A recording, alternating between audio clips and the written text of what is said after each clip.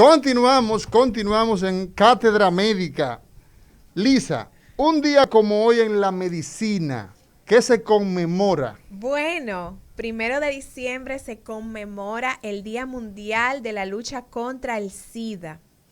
Este concepto del Día Mundial de la Lucha contra el SIDA se originó en la Cumbre Mundial de Ministros de Salud sobre programas de prevención de SIDA en el año 1988. Desde entonces, los organismos de las Naciones Unidas, los gobiernos y todos los sectores de la sociedad civil se unen cada año para celebrar actividades en torno a temas específicos relacionados con el SIDA. En el año 1988, la Asamblea General de la ONU manifestó su preocupación por el hecho de que el síndrome de inmunodeficiencia adquirida, SIDA, se hubiera convertido, hubiese tomado proporciones de pandemia. Así es. Yo recuerdo, doctor Bienvenido Peña, que al principio, doctor Roberto Lafondán, al principio el tema de el HIV y evidentemente el síndrome de inmunodeficiencia adquirida, el SIDA, que es la consecuencia del paciente que vive con HIV, era un problema de proporciones muy generales. Por ejemplo, el estigma social, el estigma en el área médica, establecer el diagnóstico al principio era un tema. Y yo creo que tú tienes una anécdota en ese sentido. Sí, fíjate, yo llegué a Francia en el 1984. Francia era el país de Europa que tenía más SIDA, o uno de los países que tenía más SIDA en el mundo. ¿El año en el que llegó? En 1984. En el 84. No se sabía cómo se transmitía. Se parecía un poco a la pandemia de aquí al inicio con el COVID, que no se sabía cómo se transmite, pero aquella mataba en 10, 12 días. El diagnóstico se hacía extirpando un ganglio en el cuello. Exacto. Wow. Sacando un ganglio, era un diagnóstico quirúrgico que se hacía en el quirófano. Y yo te puedo decir que muchos pacientes, yo les sacaba un ganglio del cuello y cuando volvían a los 10 días a la consulta yo no lo conocía. Porque bajaban 50, 60 libras en 10, 15 libras. Increíble, increíble. Y la mitad de los residentes de cirugía de Marsella renunciaron. ¿Cómo va a ser? No, porque igual, mira, mucha gente critica a los médicos que dicen que tal fulano no quería atender gente con COVID y se quedó en su casa trancado. Oye, el pánico que se genera, eso es universal, eso no es nada más local, ¿eh? Es un pánico universal. Entonces, el SIDA no se llegó a propagar como pandemia porque la forma en cómo se transmite es por un contacto sexual o una transfusión sanguínea. A diferencia de este, que es un virus respiratorio que se transmite por el aire. Exactamente. Claro. Por eso el virus de SIDA pudo controlarse y causó menos estragos que lo que causó el COVID. Al contrario, estimuló la unidad familiar. Porque muchas personas que salían a vagabundear. Pero eso se supo años después, sí. Eso se supo varios años después, no se supo en el momento de la pandemia. Porque el SIDA entonces no solamente que mataba a la gente, sino que desacreditaba al muerto. Claro. Desacreditaba al muerto. Mataba y desacreditaba. Hoy día la realidad es que, bueno, hoy a nivel internacional, pues se celebra la lucha contra el SIDA. Cada vez hay menos SIDA. ¿Por qué razón hay menos SIDA? Bienvenido, Roberto. ¿Por qué razón tenemos menos SIDA a pesar de que tenemos una gran cantidad de pacientes con HIV? Pero tenemos menos SIDA a pesar de que ha ido aumentando la proporción de pacientes con HIV. Mira, es muy sencillo. ¿Entiendes? El SIDA mata y el SIDA acaba con las personas de todos los estratos sociales. Obligatoriamente había que erradicarlo y por eso las potencias invirtieron muchos recursos. Tanto es así que el tratamiento contra el SIDA es gratis, o sea, totalmente gratis. Si tú llevas eso a gasto de bolsillo, muy pocas personas lo pudieran abordar. O sea, ellos han financiado el diagnóstico, han financiado el tratamiento y por eso está controlado. Es más, solamente está rinconeado en los sectores de extrema pobreza.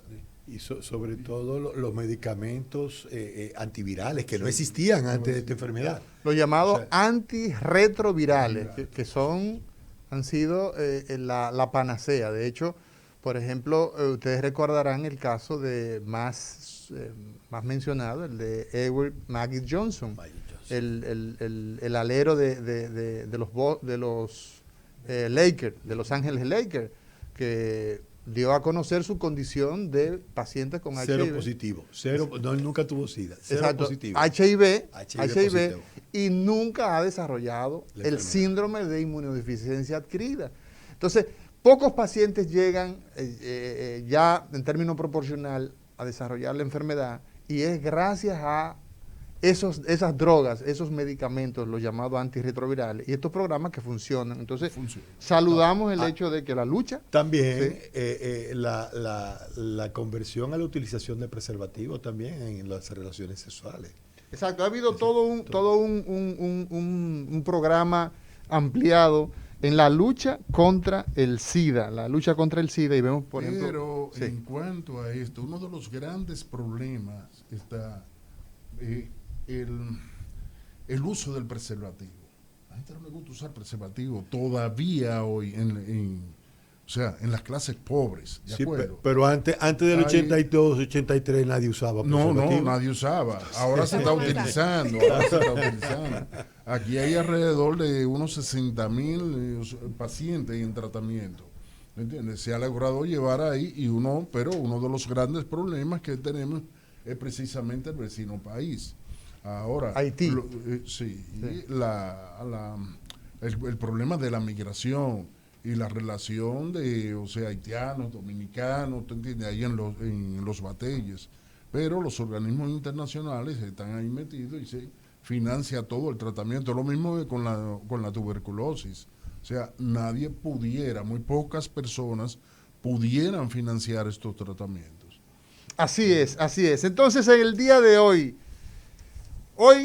en Cátedra Médica, ¿qué tenemos, Lisa? Hoy en Cátedra Médica hablan los de mente y manos prodigiosas, los que toman el bisturí para llevarnos por los caminos de la cirugía. Así Tenemos es. por aquí al doctor Bienvenido Peña, quien es el jefe de servicio de cirugía torácica del Hospital Salvador Gautier.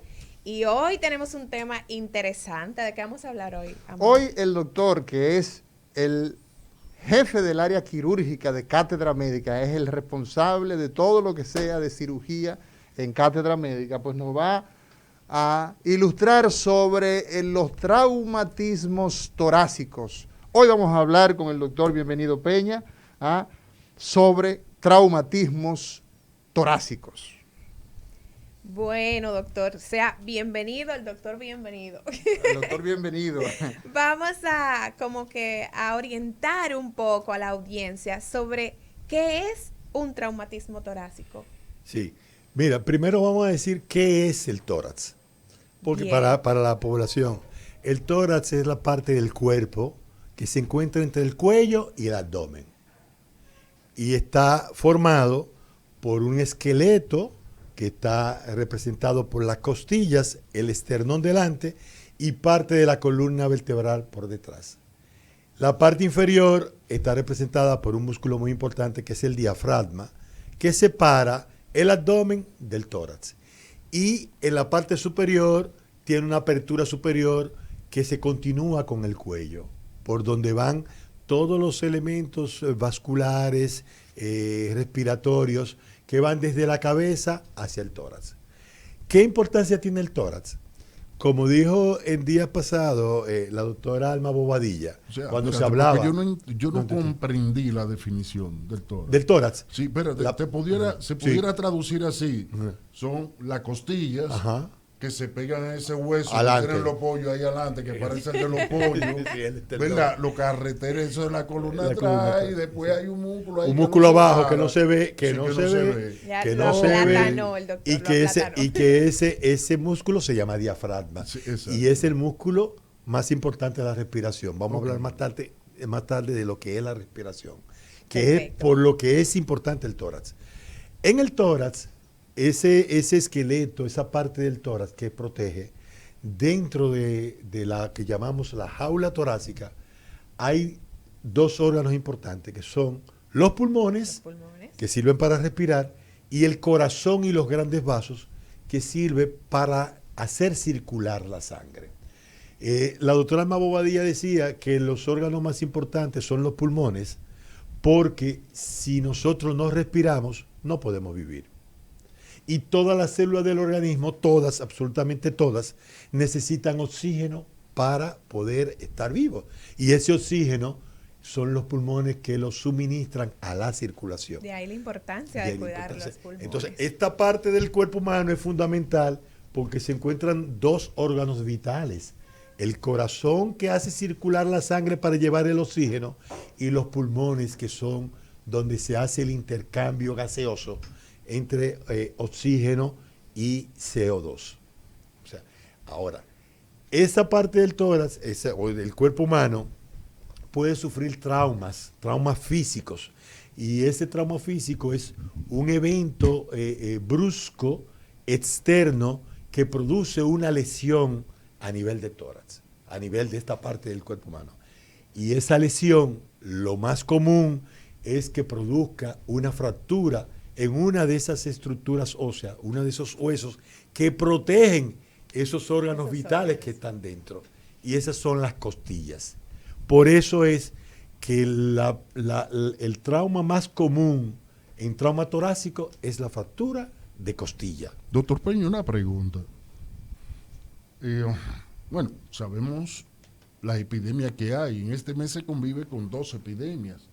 La epidemia de los accidentes de tránsito y, lamentablemente, la epidemia de COVID. ¿De acuerdo? La primera es permanente. La primera es permanente. Esta es transitoria. Esta es, esperamos que sea transitoria. Ahora bien, cada vez que se está hablando de accidentes de tránsito, a Mauri lo come, lo frito a los cirujanos torácicos, porque solamente se habla de caco. Se habla de caco. Porque es lo más común, porque es lo que produce más muertes y deja más secuelas. Ahora, la pregunta es la siguiente. Las estadísticas aquí dicen que por las tasas de muerte por trauma por accidente de tránsito anda en alrededor de 25.9 por 100.000 habitantes. Nosotros hemos llegado a ser el país más peligroso del mundo en materia de accidentes de tránsito. Accidentes de Ahora, tránsito. dentro de esa cantidad de personas que fallecen por esta causa, ¿en qué porcentaje, en qué lugar uno pudiera ubicar el trauma de tórax? Sí. Como decíamos al inicio, en primer lugar están los neurocirujanos con el trauma de cráneo. El trauma cráneoencefálico. Entonces, el tórax está involucrado en el 50% de las muertes, 25% por un trauma directo a los órganos vitales que están dentro del tórax, y un 25% más como una comorbilidad, acompañando a lesiones de huesos largos, a lesiones de pelvis, a lesiones de cráneo, a lesiones de abdomen.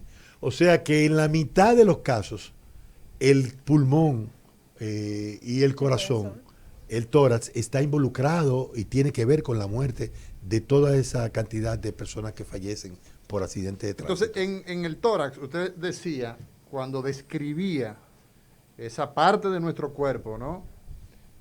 Debajo del cuello, encima de la barriga, encima del abdomen, para que la gente nos entienda. Esa zona ahí tiene unas estructuras que ya usted va a decir. En el interior, ¿cuáles son esas estructuras vitales que tenemos? Las estructuras vitales tenemos, primero, posteriormente, la columna vertebral que está protegida, la médula espinal que está protegida por la columna vertebral. Sí. Eso entran dentro del campo de los neuroquirúrgicos. Exacto. Pero órganos vitales tenemos dos. Los pulmones, que son los encargados de la respiración, de llevar, de producir o de hacer el intercambio de oxígeno por CO2. Sí. El corazón y los grandes vasos, que son los encargados de bombear y de distribuir en todas las células del cuerpo humano ese oxígeno que se generó en los pulmones. Entonces, esas estructuras, hoy hablando con el doctor Bienvenido Peña sobre traumatismos torácicos, veremos cuál es el impacto que tienen en esa alta mortalidad que producen los traumatismos torácicos. Señor. Cátedra Médica, porque la salud merece respeto.